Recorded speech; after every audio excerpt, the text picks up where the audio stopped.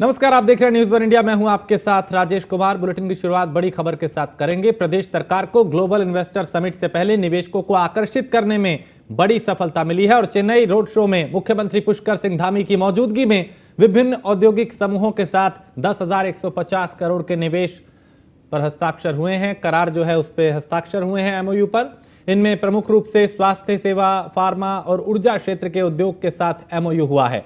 मुख्यमंत्री पुष्कर सिंह धामी ने सभी निवेशकों को 8 और 9 दिसंबर को आयोजित होने वाले इन्वेस्टर समिट के लिए आमंत्रित भी किया है और मुख्यमंत्री ने निवेशकों को उत्तराखंड की खूबियों की जानकारी देते हुए बताया कि यहां विश्व स्तरीय पर्यटन स्थल होने के साथ ही खाद्य प्रसंस्करण, ऑटो कंपोनेंट, विनिर्माण, शिक्षा एवं स्वास्थ्य जैसे क्षेत्रों में निवेश की अपार संभावनाएं हैं। उत्तराखंड को बेहतर बनाने के लिए और निवेशकों को आकर्षित करने के लिए लगातार मुख्यमंत्री कदम उठा रहे हैं। इससे पहले उन्होंने विदेशों का रुख किया था, ब्रिटेन और यूएई का दौरा किया था और अब देश के कई अलग अलग राज्यों में वो रोड शो करके निवेशकों को आकर्षित करेंगे। तो चेन्नई में एमओयू साइन हुए कई। तो जुलाई वेंचर्स के साथ 1,000 करोड़ का एमओयू हुआ है। हिणा ग्रुप के साथ कैंसर अस्पताल के लिए 1,000 करोड़ का एमओयू हुआ है। सर्वोदय ग्रुप ऑफ होटल्स के साथ भी 1,000 करोड़ का करार किया गया है। तो क्राफ्ट स्मिथ इंडिया के साथ 1,000 करोड़ का करार हुआ है। एसआरएम यूनिवर्सिटी के साथ 600 करोड़ का एमओयू हुआ, जबकि रिफेक्स ग्रुप के साथ 500 करोड़ का करार हुआ है। यह तस्वीर उत्तराखंड की बदलने वाले करार है। इन्फ्ला मोवी ग्रुप के साथ 250 करोड़ का एमओयू पे हस्ताक्षर हुए हैं। अपोलो अस्पताल के साथ भी 500 करोड़ का करार मुख्यमंत्री पुष्कर सिंह धामी ने किया है। टीपीसीआई के साथ 200 करोड़ के करार किया गया है। चेन्नई में मुख्यमंत्री गए और वहां से करोड़ों की निवेश को लेकर वो लौटे हैं। मिलटेक्स ग्रुप के साथ 100 करोड़ का करार हुआ है। इन्वेस्टर समिट के लिए अब तक 64,725 करोड़ के एमओयू हुए हैं और सीएम के ब्रिटेन दौरे में 12,500 करोड़ के निवेश का करार हुआ। दिल्ली में रोड शो के दौरान 19,000 करोड़ के एमओयू हुए। दिल्ली में कट इन रेजर कार्यक्रम में 7,600 करोड़ के एमओयू हुआ। तो संयुक्त अरब अमीरात में 15,475 करोड़ के निवेश को लेके करार हुआ है और सीएम धामी के चेन्नई रोड शो में 10,150 करोड़ के एमओयू हुए हैं। हमारे पास 6,000 एकड़ का हमने लैंड बैंक बनाया है। 6,000 एकड़ का लैंड बैंक इंडस्ट्री के लिए बनाया है और बड़े बड़े ऑर्गेनाइजेशन, बड़े बड़े उद्योग समूह, जिनके बहुत सारों के नाम लिए इन्होंने, मैं उन नामों को दोहराना नहीं चाहता, वो सारे वहां पर काम कर रहे हैं। कानून व्यवस्था की स्थिति अच्छी है। किसी प्रकार का जो हमारा श्रमिक वर्ग, लेबर क्लास और मैनेजमेंट, दोनों में कोई क्लैश नहीं है कहीं पर। सरकार हर जगह सहयोगी है, हमारा प्रशासन सहयोगी है। हमने 30 से ज्यादा 30 पॉलिसी हम नई लेकर आए हैं। हमने नई पॉलिसियों को लाए हैं। बहुत सारी पॉलिसी हमने लिबरल की है। लॉजिस्टिक की पॉलिसी बनाई है, एमएसएमई की पॉलिसी बनाई है, टूरिज्म की पॉलिसी बनाई है, इंडस्ट्री की पॉलिसी बनाई है। ये सारी पॉलिसियां हम लाए हैं। इसलिए मैं आप सबसे कहना चाहूंगा कि उत्तराखंड आइए, इकोनॉमी विद इकोनॉमी का हमने मॉडल बनाया है और निश्चित रूप से आप सब लोग, जितने भी लोग आज यहां आए, ये क्रीम है, ये चेन्नई की क्रीम है। क्रीम ऑफ चेन्नई में कह सकता हूं ना इसको, क्यों शंकर जी, कह सकते हैं?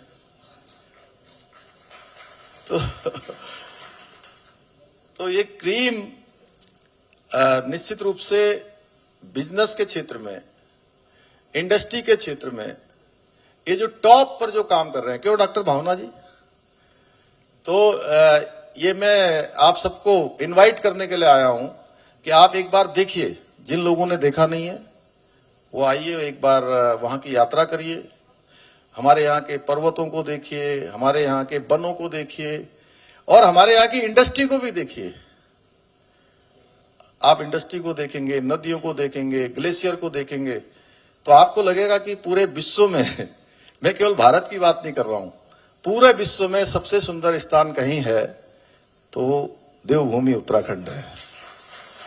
और मैं आपको बताऊं कि मैं जब वहां अबू धाबी के शेख उनसे मिलने गया तो वो बोले कि वेलकम, आइए आप तो जो इंडिया में एक स्विट्जरलैंड है वहां के स्टेट से आए हैं। तो इस प्रकार की संज्ञा जो है विदेशों में लोग देते हैं। तो मैं आपसे कहूंगा कि आप जरूर आएं और आपको वहां पर एक अच्छा एटमॉस्फेयर मिलेगा। और सबसे अच्छा एटमॉस्फेयर क्या है कि ये मीनाक्षी सुंदरम यहां पर बैठे हैं, आज मैंने ये इसी शहर में पढ़े हैं, यहीं से इन्होंने डॉक्टरी करी है, यहीं से इनका बचपन बीता है, यहीं पैदा हुए हैं। तो मैंने आज इनसे पूछा, आज जब हम पार्थ स्वामी मंदिर जा रहे थे टेम्पल सवेरे, तो मैंने कहा अब आप क्या वापस क्या आप यहां आएंगे क्या चेन्नई? बोले साहब अब तो बच्चे भी कहते हैं कि थोड़े दिन बाद अगर हम यहां आते हैं तो गर्मी लगने लगती है, सब आप कैसे आ पाएंगे? अब बच्चे भी वहीं जो है रहेंगे। यहीं बैठे हैं मेरे सामने, आज सवेरे की बात बता रहा हूं। ये कोई प्रसंग, ये कोई मेरा बनाया हुआ प्रसंग नहीं है, ये नेचुरल है। तो इस प्रकार की हमारी ये भूमि है और मैं आप सबको विश्वास दिलाता हूं कि आप अगर उत्तराखंड आएंगे तो आपको अपने जो आपका डिसीजन है उस डिसीजन पर कभी पछतावा नहीं होगा। आपको लगेगा कि आपने जिंदगी में एक बेहतरीन डिसीजन लिया है इन्वेस्ट करने के लिए। पूरी आज लोग भारत के अंदर तो खैर पूरी दुनिया के लोग आ रहे हैं, आज पूरी दुनिया के लोगों का रुझान इंडिया की ओर हुआ है, भारत की ओर हुआ है, हमारे देश के अंदर लोग आना चाहते हैं।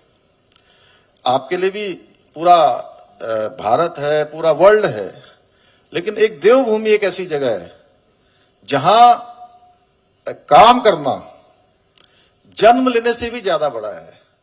जिनका जन्म हुआ है वो तो है ही, भगवान ने उनको दिया है, लेकिन आपने वहां कर्म करने का प्रयत्न किया है या प्रयास किया है या आप आगे बढ़े हैं तो भगवान की आपके ऊपर भी बहुत बड़ी कृपा होगी।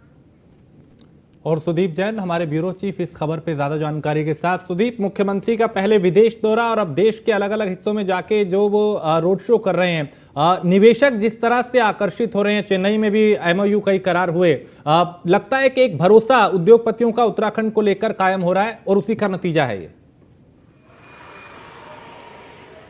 जी बिल्कुल, ये बात सही है। और मुख्यमंत्री पुष्कर सिंह धामी अब देश के अलग अलग राज्यों के दौरे पर हैं। कल से बंगलौर का दौरा शुरू हो रहा है, हालांकि यहाँ मुख्यमंत्री नहीं जा रहे हैं। मुख्यमंत्री मुंबई और अहमदाबाद जाएंगे। मुंबई का जो दौरा होगा वो 6 नवंबर का होगा। इसके बाद राज्य सरकार अपनी राज्य स्थापना और दीपावली के पर्व में व्यस्त हो जाएगी। इसके बाद मुख्यमंत्री स्थानीय उद्योगपति, स्थानिक निवेशकों के साथ भी बैठक करेंगे। ये वो लोग हैं जो जिनके उद्योग पहले से उत्तराखंड में स्थापित हैं। 22 नवंबर को रुद्रपुर में जो सिडकुल एसोसिएशन और अन्य के साथ बैठक है और 24 तारीख को हरिद्वार में बैठक होगी। ये स्थानीय उद्योगपतियों, स्थानीय इंडस्ट्रीज के साथ मुख्यमंत्री की बैठक होगी, क्योंकि यहाँ जो मौजूदा समय में इकाइयाँ काम कर रही हैं वो अपना एक्सपेंशन चाहती हैं, अपना विस्तार चाहती हैं। और हमारी जानकारी ये है कि इन दोनों बैठकों में 1000 करोड़ रुपए से अधिक का निवेश होगा। हमारे सूत्र बताते हैं कि अंबानी, गौतम अडानी और टाटा ग्रुप से विश्वशेखर और गोदरेज ग्रुप के आदि गोदरेज, ये बड़े वो नाम हैं जो उत्तराखंड आने के लिए सहमत हो चुके हैं मुख्य इवेंट के लिए। हालांकि आधिकारिक ऐलान अभी होना बाकी है, क्योंकि इनकी सिक्योरिटी और दूसरे रीजन्स भी होते हैं, तो बहुत वजह से खुलासे नहीं किए जाते हैं। परंतु ये देश के नहीं, विश्व स्तर के बड़े नाम हैं जो उत्तराखंड आने के लिए तैयार हो गए मुख्य इवेंट के लिए। 7 और 8 तारीख का यह आयोजन होगा। 7 तारीख को प्रधानमंत्री जी, 8 तारीख को राष्ट्रपति इस कार्यक्रम में रहेंगे। मुख्यमंत्री का ये फोकस इस बात पर है कि ग्राउंडिंग उद्योगों की पहले हो। अभी थोड़ी देर पहले मेरी सचिव उद्योग जो है विनय शंकर पांडे जी, उनका भी मैंने इंटरव्यू किया है। उनका कहना है कि ग्राउंडिंग का आशय हम 5 विषयों से लगाते हैं। पहला, जिसने भूमि खरीद ली हो, दूसरा जिसके फैक्ट्री के निर्माण की वस्तुएं आ चुकी हों, तीसरा जिसका आर्किटेक्चर का काम शुरू हो चुका हो, चौथा जो प्रोसेस में LOI आदि पूरे कर चुका हो, और पांचवा वो जिसकी फाइल समस्त अनुमोदन प्राप्त करके क्लियर हो चुकी हो। तो ये बहुत तेजी से मुख्यमंत्री की जो टीम है वो काम कर रही है। 6 को दौरे संपन्न हो जाएंगे। हालांकि उद्योग विभाग का कामकाज जारी रहेगा और 22 और 24 इन 2 दिनों कुमाऊं और गढ़वाल के 2 स्थानों पर मुख्यमंत्री की बैठक है। इसके बाद इस इन्वेस्टर समिट को लेकर जिलेवार भी जो प्रभारी मंत्री वो अपने जिले में इसका प्रचार प्रसार करेंगे। और जो मुख्य इवेंट का दिन होगा उस दिन भी बहुत बड़े निवेश MOU होने जा रहे हैं। सचिव उद्योग विनय शंकर पांडे ने और भी कई महत्वपूर्ण जानकारियां दी हैं। ठीक है, आप मेरे साथ बने रहिए, कुछ और खबरों पे आपसे जानकारी लेंगे। फिलहाल शुक्रिया। आगे बढ़ते हैं। उपराष्ट्रपति जगदीप धनखड़ अपनी पत्नी के साथ केदारनाथ धाम पहुंचे और VIP हेलीपैड पहुंचने पर राज्यपाल गुरमीत सिंह, जिलाधिकारी डॉक्टर सौरभ ने उनका स्वागत किया और हेलीपैड पे उतरने के बाद उपराष्ट्रपति ने केदार घाटी के बारे में जानकारी ली। कुछ देर सेफ हाउस में रुकने के बाद उपराष्ट्रपति जगदीप धनखड़ दर्शन के लिए मंदिर के अंदर पहुंचे और बाबा के, और ये तस्वीरें उसी वक्त की जब केदारनाथ धाम पहुंचे उपराष्ट्रपति जगदीप धनखड़। उनके साथ उनकी पत्नी भी मौजूद थी। राज्यपाल गुरमीत सिंह ने उनका स्वागत किया और यहां की विशेषताओं के बारे में बताया। जिलाधिकारी भी यहां पे मौजूद थे। तो जगदीप धनखड़ ने देश की खुशहाली एवं जन कल्याण की यहां कामना की, विशेष पूजा अर्चना की। मुख्यमंत्री पुष्कर सिंह धामी की लोकप्रियता राष्ट्रीय स्तर पर बढ़ती जा रही है। यही कारण है कि चुनावी राज्यों से उनकी जनसभाओं के लिए डिमांड आने लगी है। मुख्यमंत्री पुष्कर सिंह धामी छत्तीसगढ़, मध्य प्रदेश और राजस्थान में अगले नवंबर में 5 जनसभाओं को संबोधित करेंगे। इसके लिए संबंधित राज्यों ने उनसे समय मांगा है। बीजेपी के प्रदेश मीडिया प्रभारी मनवीर चौहान ने बताया कि जनहित के कार्यों से उन्होंने कम समय में विकास को बेहतर गति दी है, जिससे सीएम की लोकप्रियता बढ़ी है। उन्होंने कहा कि इन राज्यों में उत्तराखंड के लोग भी बड़ी संख्या में रहते हैं, इसलिए मुख्यमंत्री पुष्कर सिंह धामी की डिमांड ज्यादा है। निश्चित रूप से जिस प्रकार से हमारे यशस्वी मुख्यमंत्री माननीय पुष्कर सिंह धामी जी प्रदेश के विकास के लिए लगातार कार्य कर रहे हैं और जिस तरह से उन्होंने प्रदेश के विकास के लिए अपनी कार्यशैली दिखाई है काम करने के लिए, निश्चित रूप से अपने कार्यशैली के कारण हमारे मुख्यमंत्री पूरे देश में भी लोकप्रिय नेता बने हैं और एक लोकप्रिय नेता के रूप में उभर कर आए हैं। और इसी कारण उनके जो चुनावी राज्य हैं उनमें उनकी डिमांड वहाँ के लोगों के द्वारा की जा रही है और हमारे उत्तराखंड के लोग भी इन राज्यों में बहुत अधिक रहते हैं। इस कारण भी हमारे प्रदेश के मुख्यमंत्री माननीय धामी जी को वहां पर लगातार उनकी डिमांड हो रही है। सुदीप हमारे साथ लगातार बने हुए हैं। सुदीप, मुख्यमंत्री की लोकप्रियता लगातार बढ़ रही है और यही वजह है कि जिस राज्य में चुनाव हो, चाहे वो कोई भी चुनाव हो, उनको वहां पे बुलाया जाता है। विधानसभा चुनाव चूंकि 5 राज्यों में होना है और उनकी डिमांड यहां बढ़ रही है। जी देखिए, मुझे बहुत अच्छी तरह याद है जब उत्तराखंड के विधानसभा चुनाव संपन्न हुए थे तो उस वक्त केंद्रीय मंत्री प्रहलाद जोशी और कैलाश विजयवर्गीय भारतीय जनता पार्टी का जो भाजपा का दफ्तर बलवीर रोड पर यहाँ प्रेस कॉन्फ्रेंस कर रहे थे। उस वक्त उन्होंने ऐलान किया था कि धामी जी अब हमारे राष्ट्रीय नेता हो गए हैं, क्योंकि मुख्यमंत्री पुष्कर सिंह धामी के नेतृत्व में एक बहुत बड़ा मिथक टूटा। उत्तराखंड में दूसरी बार भारतीय जनता पार्टी की रिपीट हुई, क्योंकि यहाँ पर एक शगल है कि एक बार कांग्रेस और एक बार भाजपा।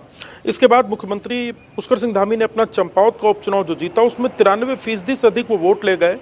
इसको लेकर भी केंद्र की जो इनकी टीम है, जो भारतीय जनता पार्टी का संगठन है, उसने कहा कि एक मॉडल बन सकता है, कि आदर्श बन सकता है तो चुनाव का कितना बेहतर प्रबंधन हो। कुछ दिनों पहले भी मुख्यमंत्री राजस्थान गए थे, इसके पहले मध्य प्रदेश वो गए थे उपचुनाव की तैयारियों के सिलसिले में, और 5 राज्यों की उन्हें जिम्मेदारी मिली है। उनका आने वाला समय बड़ा व्यस्त होने वाला है, क्योंकि इन्वेस्टर समिट की भी तैयारी है, 5 राज्यों के चुनाव भी देखने हैं, विधानसभा चुनाव में जाकर वोट भी मांगने हैं, पार्टी के पक्ष में माहौल बनाना है।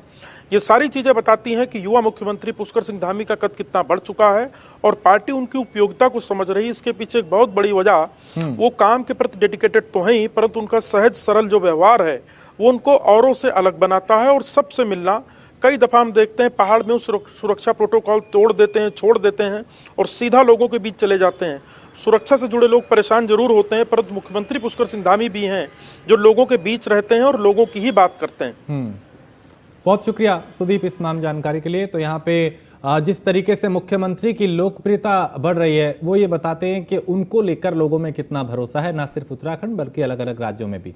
तो बरसात के बाद क्षतिग्रस्त हुई सड़कों की नवंबर अंत तक तस्वीर बदल जाएगी। मुख्यमंत्री पुष्कर सिंह धामी के निर्देश के बाद शासन ने एक बार फिर से अधिकारियों को तय समय में सड़कों की मरम्मत का काम पूरा करने के निर्देश दिए हैं। नैनीताल में हुई समीक्षा बैठक में सीएम पुष्कर सिंह धामी ने इस काम में हो रही हीला हवाली पर नाराजगी जताई। मुख्यमंत्री ने निर्माण एजेंसियों को टारगेट दिया है कि 30 नवंबर तक राजधानी से लेकर जिलों तक की सड़कें गड्ढा मुक्त हो जानी चाहिए, लिहाजा विभाग एक बार फिर हरकत में है।